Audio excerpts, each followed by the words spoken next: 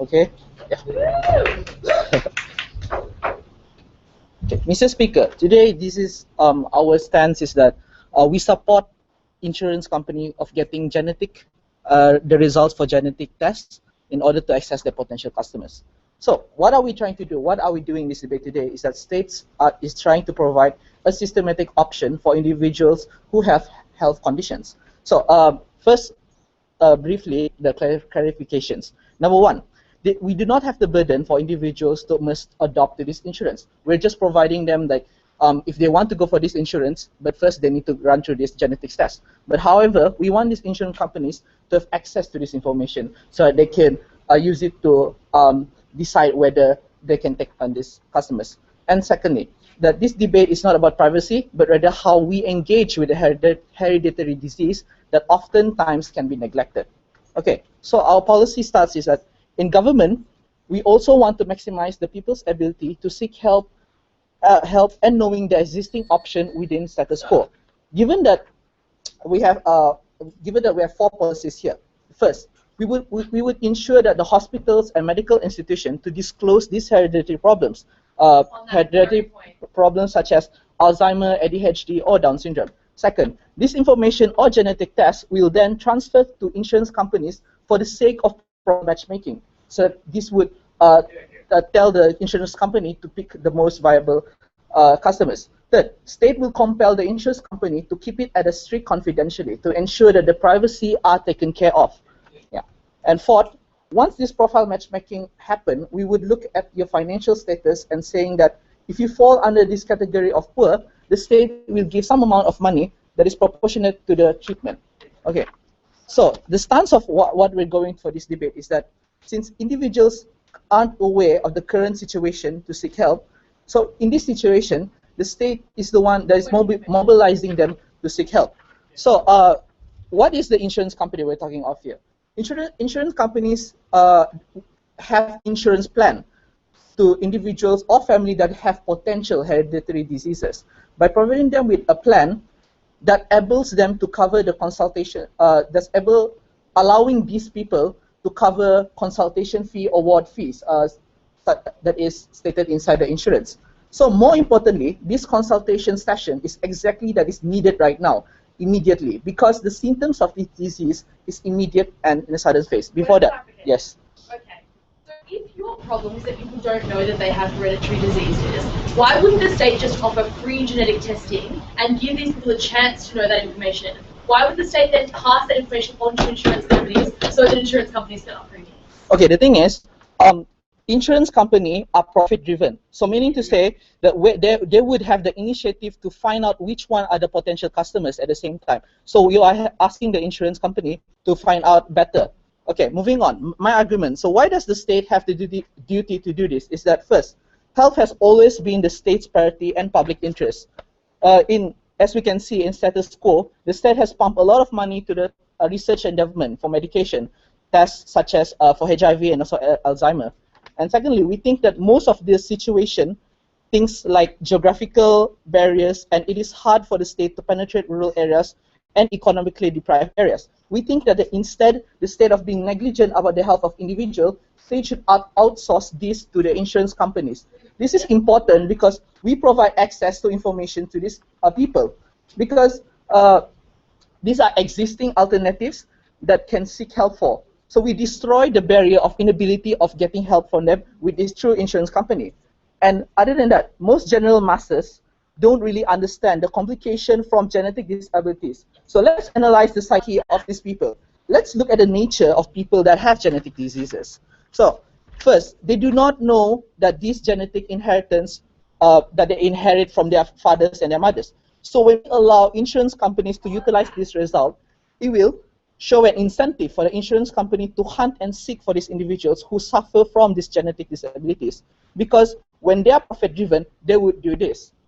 But secondly, they will also have to convince people who suffer from genetic disabilities to accept the insurance plan. Yes. When this process happens, at the very least, the people aren't aware or educated about these hereditary diseases are incentivized to learn about the diseases and engage with the state. Because in order for them to get to this kind of benefit from the insurance company, they would want to engage it with the state. It might create a hassle in the short term, where things like bureaucracy and holding a meeting or whatnot. But in the end, we are able to instill awareness saying that hereditary diseases are crucial and you need to seek help out of it. Oh, no. So this is important because it will change the perception of the society. Society will allow, hold on, the society will now have no reason of not seeking help, because when a child is suffering issues regarding hereditary diseases such as ADHD and taken away by Child Protective Services, this argument to justify the neglect from parents that, oh, I don't know that there was a thing like this, now the state now they are aware that there's a state to support structure that they can depend on, which is through this insurance company. So our model removes the complacency of the parents that they have. This is very important, especially in changing behaviors of parents whose children suffers from genetic diseases. So, Mr. Speaker, what I've told you today is that how we are allowing this we are allowing genetic tests to be run on potential customers of these insurance companies is because that we are it's going to create a positive ripple towards the people of awareness of what they are having right now. Because as we know, genetic hereditary diseases cannot be seen, but they need some kind of technology in order for you to go through. And we feel from the state that it is best to utilize this insurance company to understand this and make it true with this. So, in conclusion, what I've told you is that how by making this insurance company to be one of the main role in ensuring the health of the citizen, because we are going to make a citizen that is aware of their diseases, and at the same time they would want to work for it. An insurance company will want to make plans to ensure that it will be operate as comparatively okay with how their finances standing. So with that, we feel that from government side, we take care of the people's health, even though it can't be seen, and thus we allow genetic tests on insurance company. Thank you.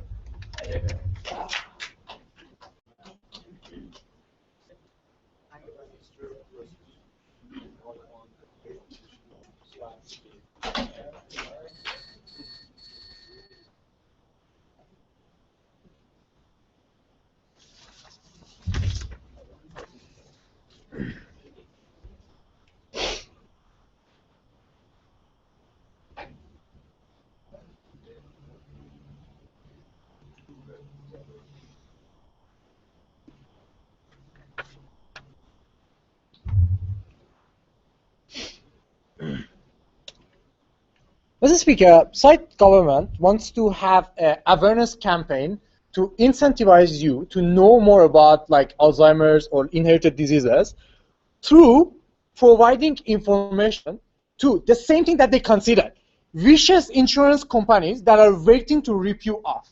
So they're going to empower insurance companies when it comes to negotiating for your premiums and for your insurance plans to know more about the possibility of you getting sick, and through that they are trying to educate you that you would know. So the only way that you get to know about Alzheimer's is if you pay 50% more for your premium and insurance plan. We don't think that's the way, and we don't think what's going to happen. We think two things missing from government side. Firstly, they never talked about the accuracy of these genetic plans and what makes them so uniquely important for us to happen. And secondly, they didn't talk about that. They didn't tell us that how this would change the behavior of insurance companies, because we didn't get anything. But we're going to talk to you about those things in my speech. I want to talk to you about three things. Firstly, in order to debate this debate, we need to understand what's the nature of these insurance companies. Sit down. Secondly, we need to understand what's the nature of this genetic test. And lastly, we need to understand the obligation of the state and the way that you want to force people to know about possible diseases, how it would fuck them up in the future. Before that, two things.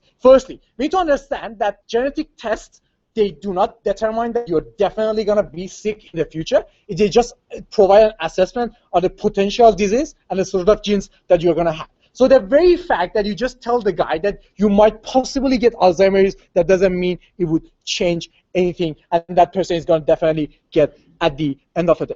We think this theory is not only about poor people at the end of the day. We think even when you are a middle-class person and your insurance company charge you 30% more of what you actually had to pay for the premium, then that would end up at the cost of you having less money to spend on the quality of your life. So by default, the quality of your life would drop significantly. Now, in order for you to be able to live, now you have to overwork. You have to take 2 jobs. You have to eat like shitty food at the end of the day that would immediately affect your health at the end of the day. So their idea of capacitating and empowering those particular insurance companies might not eventually end up in your favor. But let's understand the nature of these insurance companies and why they are bad.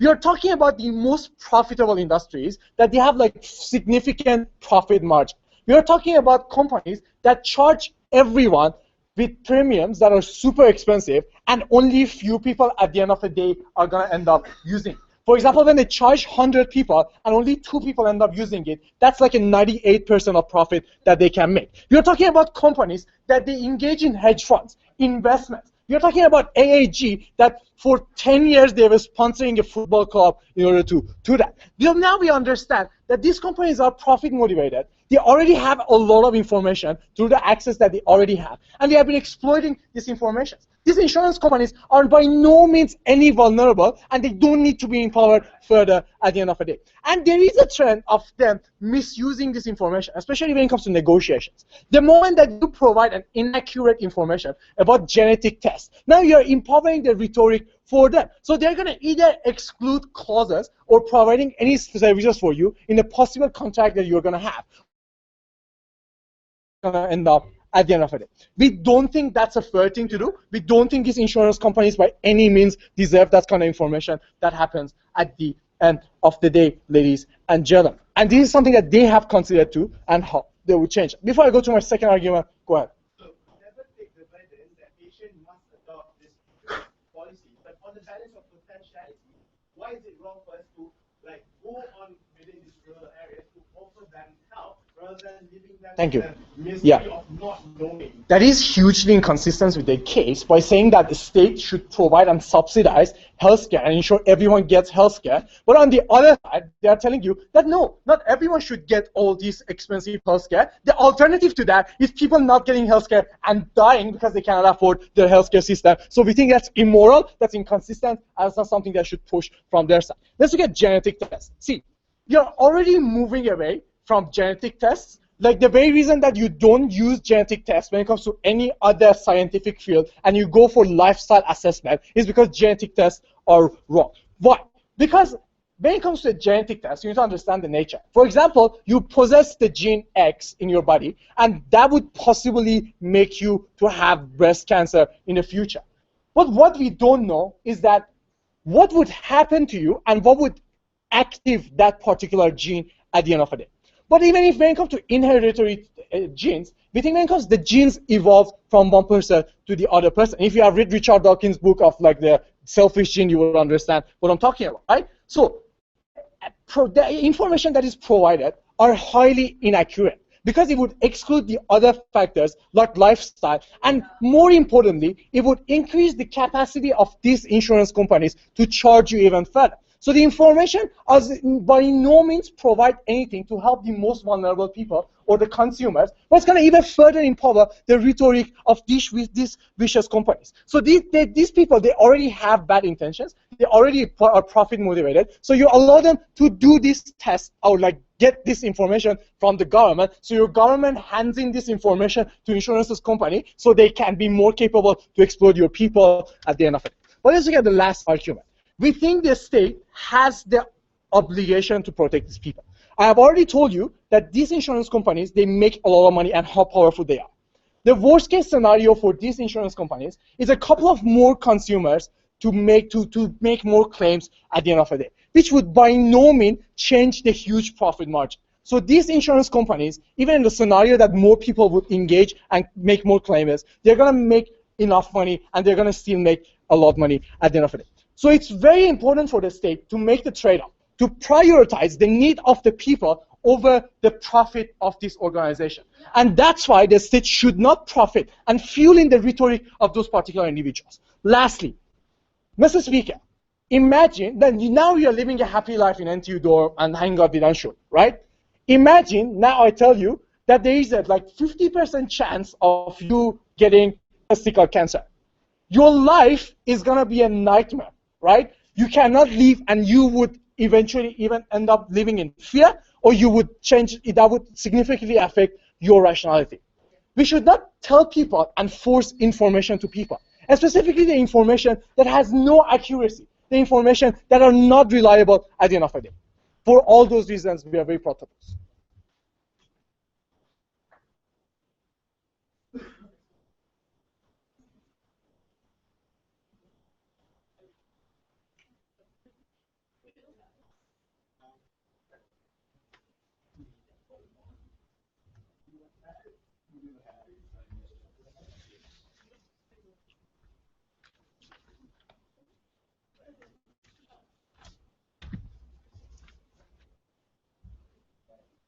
Wait, your time.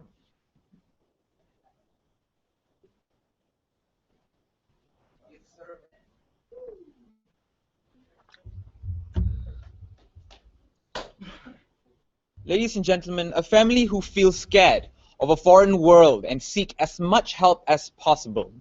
We stand for the solace that we provide to these families. In extension for the case coming from side government, I'll argue to you the state of these families after the solace that we provide to these individuals through our model. But before that, I'll give you a few responses towards opposition. First things first, they have a huge problem with the possibility of these genetic tests may not necessarily be that accurate. Firstly, we're not entirely sure what's the big problem here. As far as we're concerned, and something that was conceded by the leader of opposition, there is the ability for us to ascertain the balance of probability for a disease to exist in a certain gene.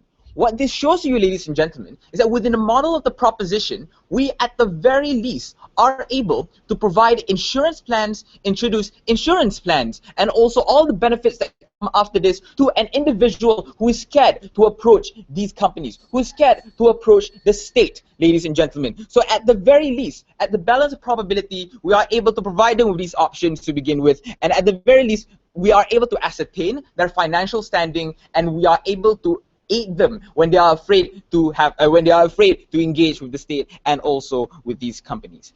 They also have a huge problem, no thank you, with how people feel very burdened because insurance is extremely expensive. I agree, to a certain extent insurance really is expensive, but here's the problem.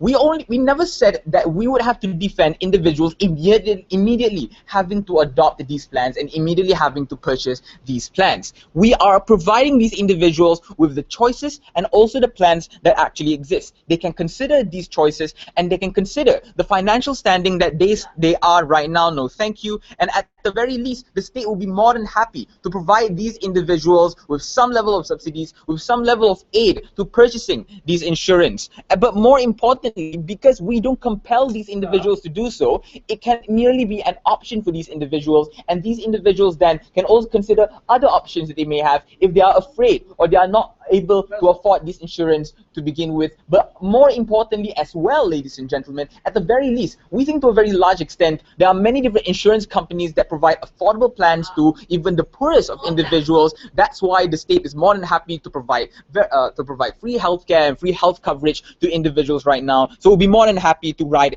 that wave as well. No thank you. They also have a huge problem with how insurance companies now misusing the information that we provide to them.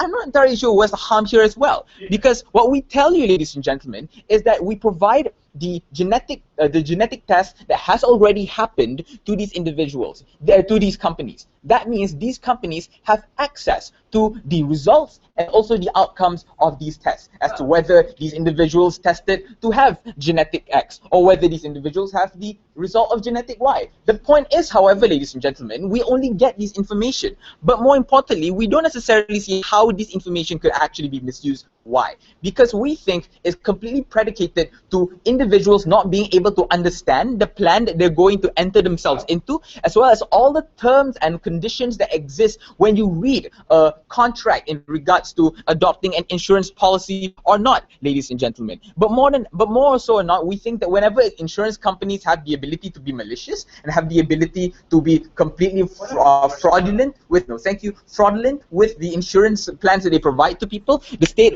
always intervenes and the state always makes sure that no one is coerced into a plan that they never want to, ladies and gentlemen. That's how there are a lot of lawsuits right now to insurance companies right now when it comes to them being fraudulent to individuals, when it comes to them coercing an individual with hereditary diseases or the possibility of having such diseases to enter into a plan that they never wanted to. But we find it very disappointing, ladies and gentlemen, from that side. No, thank you. Very disappointing that all they did from that side of the house seems to be model bashing the policy that came from this side of the house, ladies and gentlemen, but not necessarily no argumentation in regards to changing the behavior of how the state engage with these individuals with the diseases, the family with these individuals who may possibly have these diseases. It doesn't matter whether they even have the diseases or not, but at the very least, at the chance and the probability that they may do, and at the fear that they may have in wanting to engage with the state, and also the disability that they may have in engaging with the state, we provide them with the ability to do so, and we think that is a brilliant thing. Before that, yes, madam. Do you comprehend that the state can genetically test people without passing that information on to insurance companies? And if you do comprehend that, can you defend why insurance companies should have access to this information, e.g. the topic? They have that test, they have the genetic test, they have the result of that test, and they provide the result of that test to these insurance companies, so that these insurance companies know which individuals may have the probability of having these diseases, which individual may not have these diseases, and then utilize that information in providing insurance plans and introducing insurance plans to these individuals. We're not entirely sure what that POI even meant. So, argument. How does the state of these families become better under our side?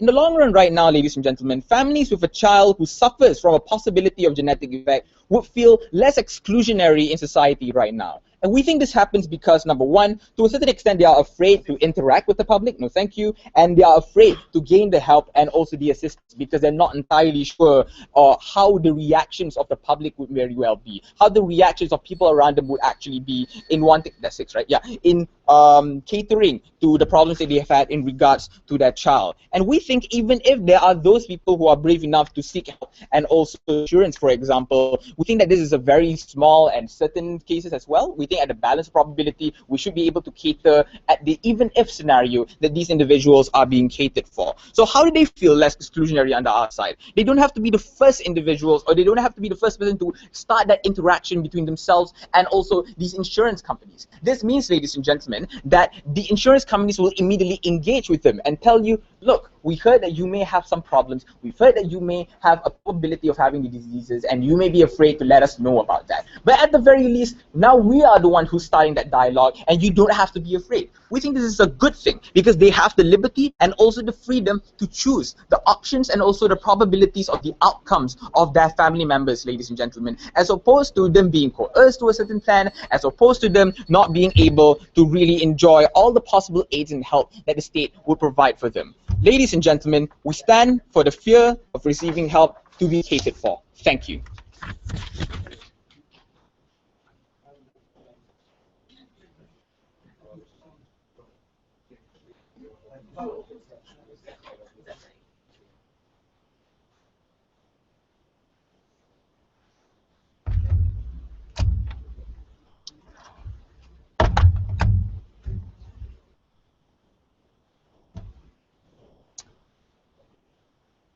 So the big problem thus far in this debate, and I'll hopefully clarify it in the next 7 minutes, is that the overwhelming majority, in terms of numerical and in terms of effort, analysis of the government team has actually been about something that is not mutually exclusive with our world, right? So if the issue in this debate is that not enough people get genetic testing and not enough people attempt to preempt diseases they may get in the future, you can resolve that problem without transferring the information to insurance companies, which renders the overwhelming majority of their analysis thus far redundant. So to be clear, we don't actually accept that genetic testing is necessarily a good thing, and I'm going to explain why that's true in a second, which rebuts their case, the case that doesn't actually relate to the topic.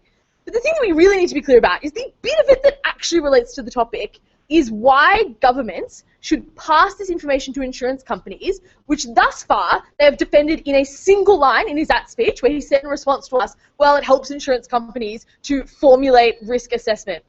Given the predatory nature of insurance companies, and that insurance companies are not there to advise you about how to best take care of your health, but are there to profiteer off the potential of you getting sick, they probably needed to do more analysis on why insurance companies ought to have access to this information. Because let's be clear, this is a controversial issue, and they've presumed like it's not. There's a reason why the overwhelming majority of countries in the world don't allow insurance companies to genetically test you, and the reason is because it necessarily drives up the cost of insurance. It allows insurance companies to exploit you and your lack of understanding of information, and therefore makes insurance premiums more difficult for you to pay, and therefore makes you less likely to gain insurance. I'll explain all of that in a second. Let's deal with the first contention of their case, and in fact the majority of their case, which says people ought to know what genetic predispositions they have, and this is apparently the only way we could do it. Let's engage with why genetics is not a particularly useful piece of information. Is that's response to the argument we get from Behrad? Is like, I don't really see why it's not.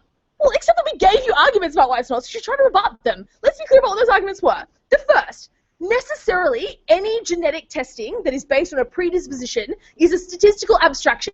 What that means is it tells you what your statistical likelihood is of getting cancer on the basis of you forming part of a general group of people, which means if you having a gene makes it likely, like gives you a 3% chance, for example, of having breast cancer, that does not actually mean that that is specific to you. Meaning that that doesn't mean you individually have a 3% chance of getting cancer.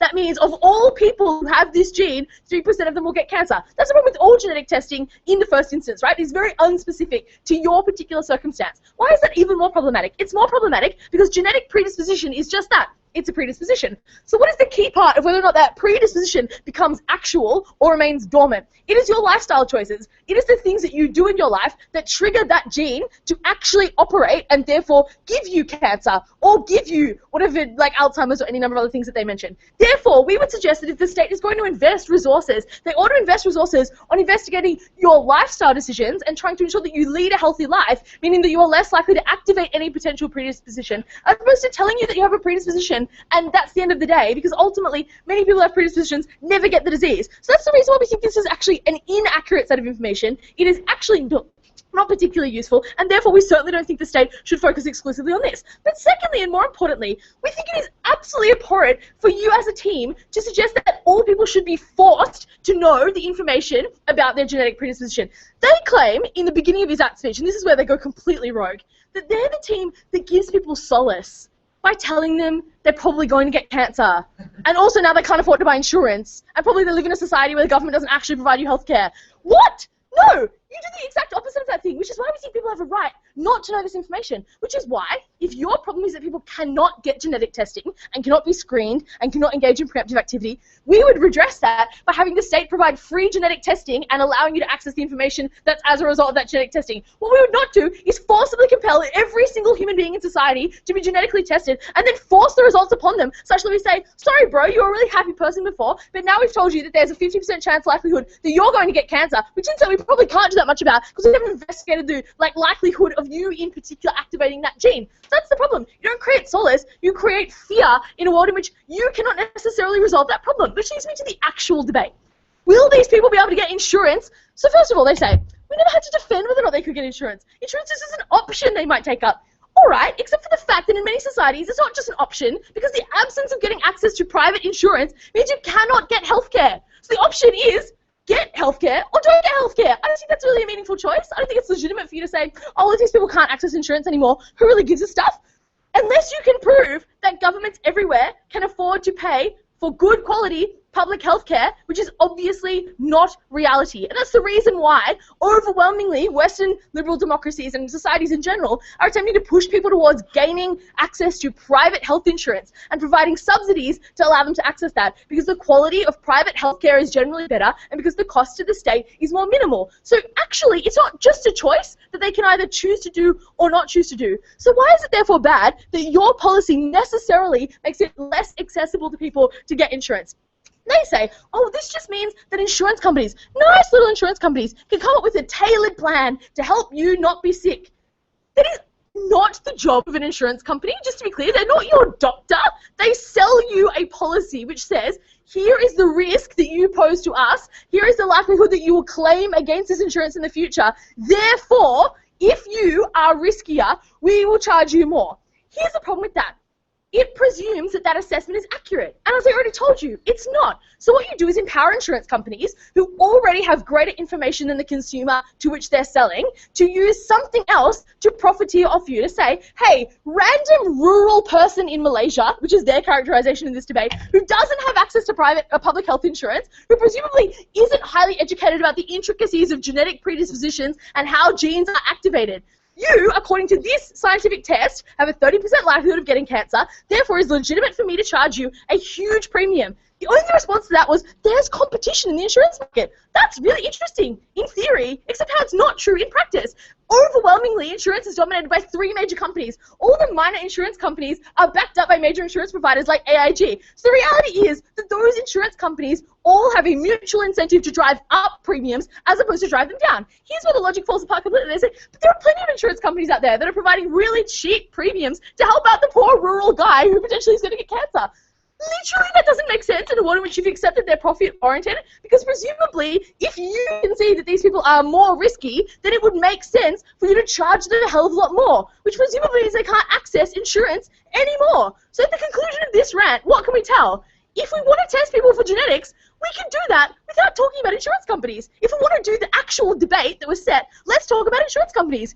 We would prefer to live in a world where people get access to insurance, and insurance companies are not allowed to profiteer off the lack of sufficient understanding of the public. That is why we oppose this topic.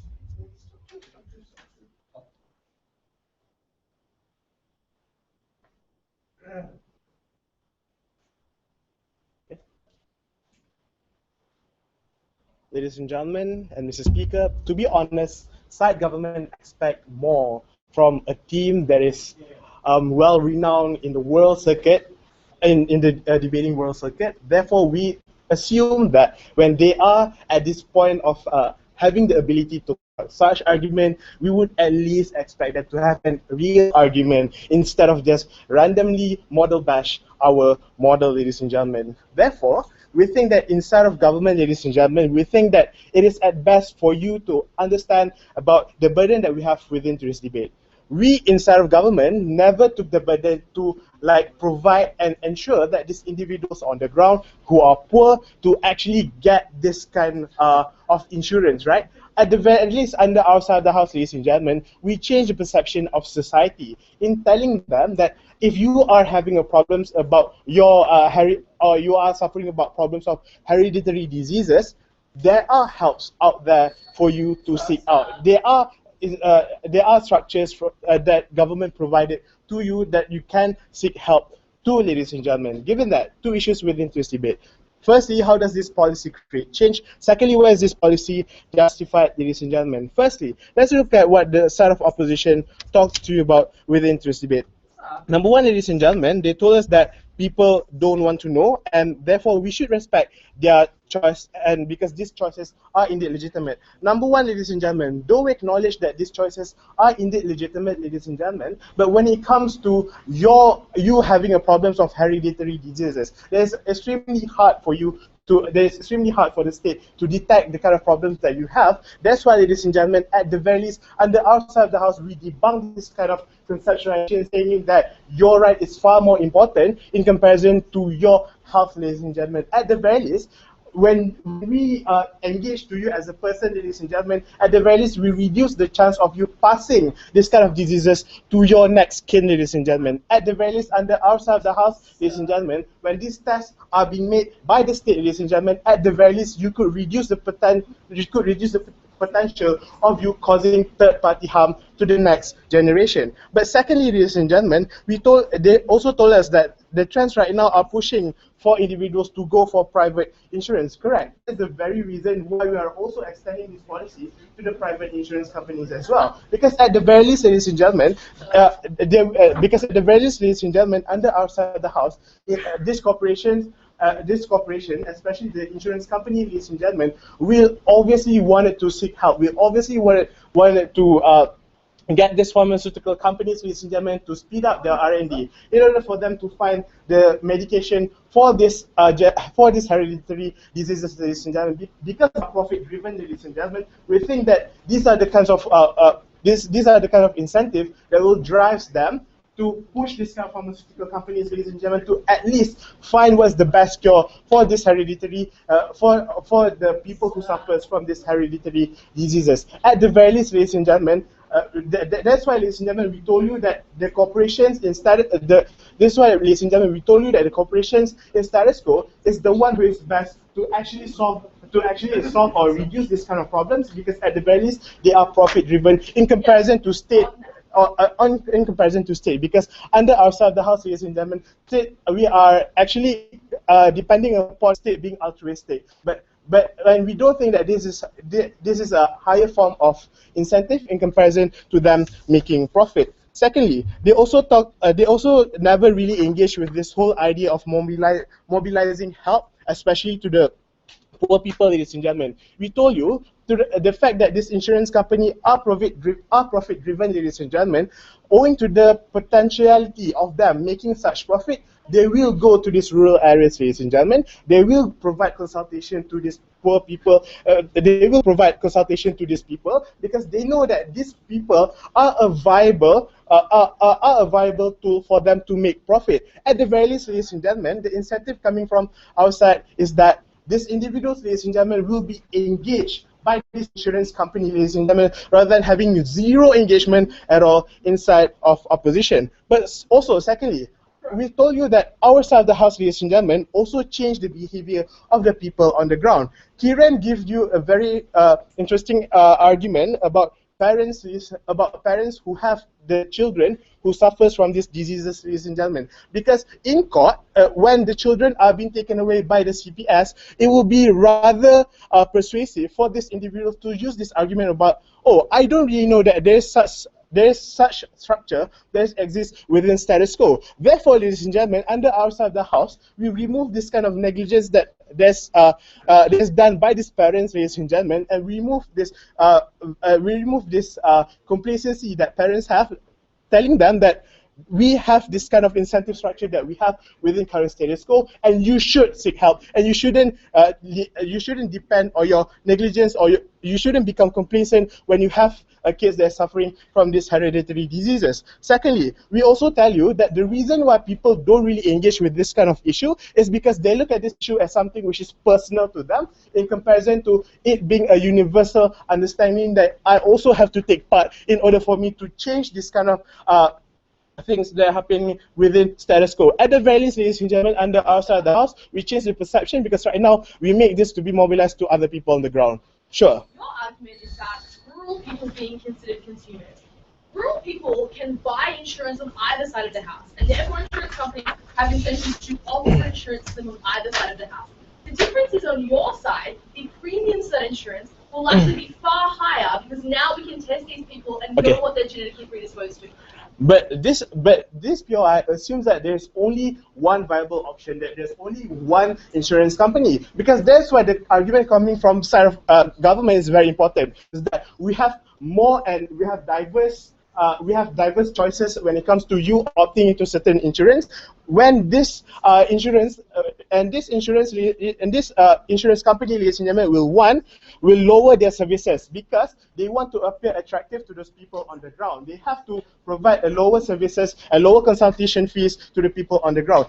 That means that at the very least, outside the house, ladies and gentlemen, it will create a cheaper alternative for people to engage with, for people to seek help with, ladies and gentlemen, in comparison to some opposition. But secondly, these individuals, ladies and gentlemen, will also outsource their services to other corporations and also other pharmaceutical companies, ladies and gentlemen, knowing that they have to make profit. Therefore, the argument of, oh, I don't really know, or I'm hitting an end of this problem, ladies and gentlemen, is not a viable thing to say whenever you are about to make profit. But lastly, ladies and gentlemen, I think this is very important to note when this debate.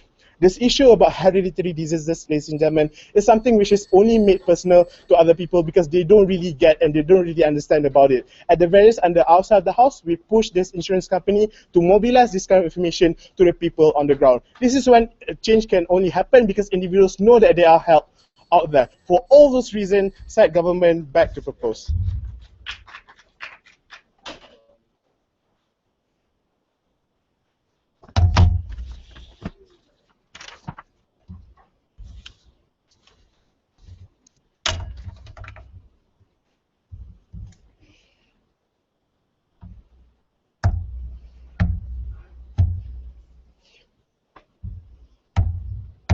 From Opposition Whip, and for the third time, maybe the fifth time after a couple of POIs, I'm going to talk about insurance, because that's what this debate is about. This debate is actually about insurance companies, how predatory they are, and how the process of revealing genetic information to companies that have an interest in making money out of you allows them to make more money out of you. Especially when we talk about rural areas, this is obviously not in their best interest. Because here's their scenario. You're a poor person who doesn't understand what a 3% chance of a cancer risk is. I, as a government, send an insurance company to your door that will tell you, hey, you're going to have cancer. And you should buy an insurance plan because you could die tomorrow. As a person who lives in a rural area with barely any education and not probably an actual understanding of what that risk is or what an insurance company and its premiums mean, will probably opt into this policy. The problem here is, where Gemma pointed out to you in her speech, that these people probably already have insurance plans or are already seeking to buy insurance plans. That's exactly what Gemma told you. The option is healthcare or no healthcare when it's insurance or no insurance. In countries like the US, for example, when public healthcare is near zero or inexistent. In that scenario, when I want to buy an insurance plan, which is something I will do as part of my daily routine, or rather part of my life, as a person who does not have a genetic predisposition, the insurance company charges me the normal amount. Under our model, the same thing happens, because the insurance company doesn't know if you have a genetic predisposition. Under their model, the person with a genetic predisposition will be more than welcome, but also charged 50% more. The individual doesn't actually have a choice, because they want to get an insurance plan for other diseases, excluding cancer, but they are forced to take on the responsibility of that cancer and that 3% probability because the insurance company said so, and that isn't actually something you can regulate. But what was their response to that? No, competition exists. Two problems with that. First, you don't actually engage with how insurance companies work. Insurance companies don't work on the basis of a race to the bottom, it's a race to the top. The same way if you go to Shell and Petronas, you're charged the same amount for petrol because OPEC decides that price. And they don't keep pushing it down, they push it up. Why? Because when AIA charges 800, Allianz can charge 790 or 810 and justify it and say they're charging 800. So Allianz has a natural interest to keep the prices up, and so does AIA or AIG or whichever company they have. Why? Because ultimately, international insurance is controlled by a couple of companies. Zurich, AIA, Allianz, and a couple more. They're called the reinsurers, or people who underwrite insurance on an international scale. Taking that into consideration, there is no actual or real competition that happens on the ground. You know what the competition is? Company X will give you an extra pen. Company Y will give you participation in a lucky draw. That's called marketing. right? But the actual policy underlying the $800 you pay is the exact same carbon copy. In fact, more often than not, policies are literally exactly worded the same between different companies. Except now they know you have a genetic predisposition, they'll introduce exclusion clauses, but still charge you more. So I'm not going to cover the illness, but I'm going to charge you more at the same time, because you're probably going to die of something else, and that's going to cause other complications. That's exactly what you're doing. And this doesn't help rural people in any way at all. Before I move on, I will take a BOI because I have a lot more to say. What's up? There isn't one now. Thank you. Let's look at what this debate has evolved into. A couple of things that we really need to address. First, there was this idea that genetics needs to be dealt with because if we deal with your hereditary or genetic predisposition now, your children won't have it. Two problems. First, you treat the cancer, you can't actually remove the gene that causes the cancer, so that's going to happen still, so you don't resolve that problem. Number two, throughout our speeches and our POIs, we've told you, establish centers for free genetic testing. The government can afford it, they will do it. All right? So that's going to happen, and that can happen. The difference is the information is private, confidential. Does it impact your ability to access other basic primary healthcare services, like healthcare for flu or for pneumonia? That's got nothing to do with your genetics. But more importantly, actually allows you the choice to either confront what you have or not confront what you have. If you're an individual who is afraid and believes that your life will be disabled if you know that you have a 3% probability of getting cancer, you should be able to opt not to face that information. Under their model, A, you're forced to go for the genetic testing, B, you're forced to face this information, and C, you're forced to deal with an annoying insurance salesperson knocking on your door right after that, telling you you must buy this insurance plan or you die in 10 years. That's what they put a rural person under.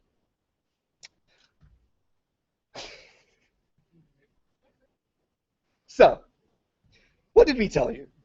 We told you a couple of things. First, insurance companies are highly exploitative and predatory in their nature.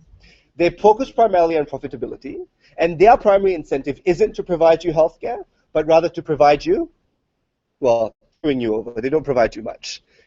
In the instance where you provide information to these individuals or to insurance companies, they essentially increase premiums significantly, thereby disabling you from accessing potentially primary health care. That's the first level of analysis that we told you. On the second level, we told you that these individuals, at the end of the day, will have to face matters that they might not necessarily be willing to face, matters that they have not voluntarily chosen to face, especially with the asymmetry of information and how information about genetic predisposition is in itself valueless intrinsically, in that it doesn't actually specifically provide understanding of that particular individual's likelihood or risk of actually falling ill or getting cancer. Then, we told you as a result of a significant asymmetry of information, individuals tend to hyperbolically interpret the risk that they are under, and therefore would also react in manners that are not appropriate or proportionate. So what have we done as a team? A couple of things. We've happily constructed their case for them, where we told you that what they're ultimately fighting for is providing healthcare for people in rural areas, and we told you that can happen without having insurance companies understand what genetic predispositions you have. We also told you on their case that genetic predispositions can be resolved via free genetic testing. We constructed our case where we told you insurance companies are bad, and therefore we shouldn't give them more ammo or more weapons because competition is not something that regulates the insurance industry. Third, we told you that if you really actually cared about individuals in rural areas, you would provide them better access to insurance companies that don't screw them over and therefore not provide genetic predisposition information.